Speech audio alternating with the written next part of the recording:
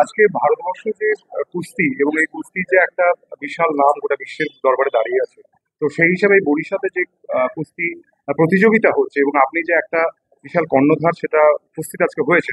তো এই টোটাল পরিবেশ এবং টোটাল ওই কুস্তি বিষয়ে যদি আপনি দর্শকের কাছে যদি তুলে ধরেন যে এটা কি।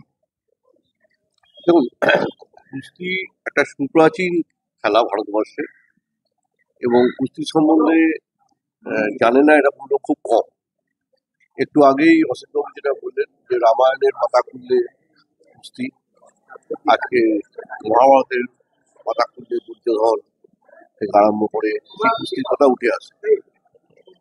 এবং প্রাচীন কাল থেকে কুস্তি অত্যন্ত জনপ্রিয় খেলা ভারতবর্ষে, এবং গত 5টা অলিম্পিকে আমরা পদক পেয়েছি এই একমাত্র খেলায়।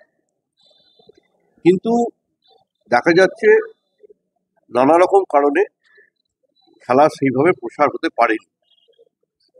কিন্তু এখন আমরা ওয়েস্ট বেঙ্গল রেসলিং অ্যাসোসিয়েশন থেকে চেষ্টা করছি প্রত্যেকটা জেলায় যাতে খেলাটা ধীরে ধীরে জনপ্রিয় হয় এবং ছেলেমেয়েরা ম্যাটে প্র্যাকটিস করার সুযোগ পায়। তার জন্য অসিতবাবু অনেক চেষ্টা করে ম্যাটের ব্যবস্থাও করেছেন গভর্নমেন্ট থেকে, এবং আশা করছি ধীরে ধীরে এর সুফল আমরা পাবো আগামী দিন।